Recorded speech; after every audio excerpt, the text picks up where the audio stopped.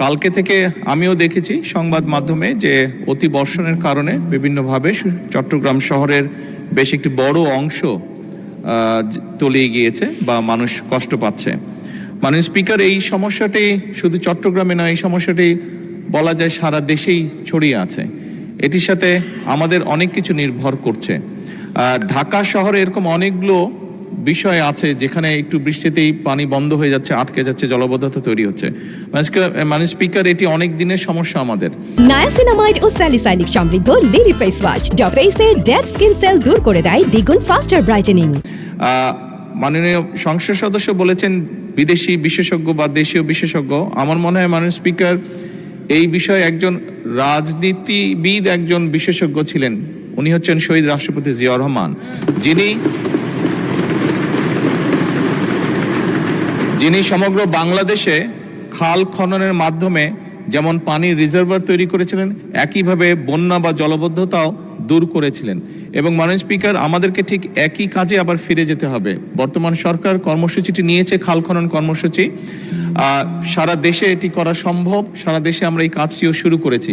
শহর অঞ্চলগুলোতে যেটি সমস্যা হচ্ছে মাননীয় স্পিকার, বিভিন্ন যেই লেকগুলো আছে শহরের ভিতরে বা যেই ড্রেনগুলো, বড় নালাগুলো আছে, খালগুলো আছে, এইগুলো আমরা বিভিন্ন জিনিস ব্যবহার করি, যেমন প্লাস্টিক বোতল, পলিথিন ছাড়াও বিভিন্ন জিনিস যেগুলো ব্যবহার করে আমরা যারা বসবাস করছি, তারা অসচেতনভাবে এইগুলো দিয়ে আমরা এই খাল বিলগুলোকে বন্ধ করে দিচ্ছি। সরকার বিভিন্ন জায়গায় খাল খননগুলো করছে, এই ড্রেনগুলোকে ক্লিন করার চেষ্টা করছে। ঢাকা শহরে কয়েকটি করা হয়েছে, এর মধ্যেও বিভিন্ন ডিপার্টমেন্ট, কিন্তু 7 থেকে 10 দিনের মধ্যে গিয়ে মাননীয় স্পিকার আমরা দেখছি যে আবার মানুষজন অসচেতনভাবে এইগুলোতে বিভিন্ন ময়লা ফেলে জিনিসগুলোকে ব্লক বা ময়লা করে দিচ্ছে।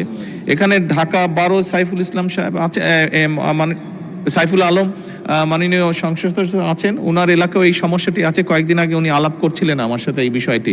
আমি অন্যান্য এলাকাও যারা সংসদ সদস্য আছেন তাদের সাথে আলাপ করেছি। এটি একটি বিরাট সমস্যা মাননীয় স্পিকার। আমি মনে করি সরকার যে উদ্যোগ নেবে অবশ্যই নিচ্ছে, আরও নেবে। একই সাথে এখানে সকল যারা সংসদ সদস্য উপস্থিত আছেন, আপনার সকলের কাছে আমার একটি বিনীত অনুরোধ থাকবে, আসুন আমরা জনগণের সচেতনতা বৃদ্ধি করি। সচেতনতা বৃদ্ধি করার মাধ্যমে কিন্তু এই সমস্যাটা অনেকাংশে কমিয়ে আনা সম্ভব হবে।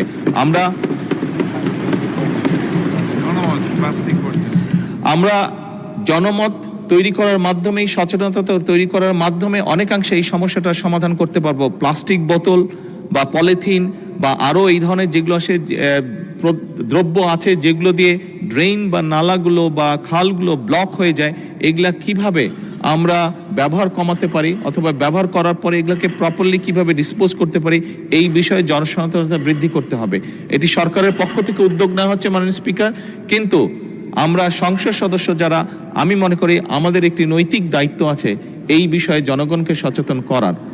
একই সাথে আমি মাননীয় সংসদ সদস্যকে বলতে চাই যে এরই মধ্যে চট্টগ্রাম সিটি কর্পোরেশনের যে প্রশাসক আছে ওনার সাথে আমার কথা হয়েছে, উনি এর মধ্যেই চেষ্টা করছেন, কিন্তু এখন তো এটা অনেক বড় একটা ওয়াটার লগ হয়ে গিয়েছে, স্বাভাবিকভাবে একটু সময় লাগবে। এই কষ্টের জন্য আমি আমার অবস্থান থেকে চট্টগ্রাম শহরে বসবাসকারী সকল নাগরিকের কাছে আন্তরিকভাবে দুঃখ প্রকাশ করছি। আমরা চেষ্টা করছি যত দ্রুত সম্ভব এই সমস্যাটা থেকে মানুষকে বের করে নিয়ে আসা যায় মাননীয় স্পিকার। ধন্যবাদ।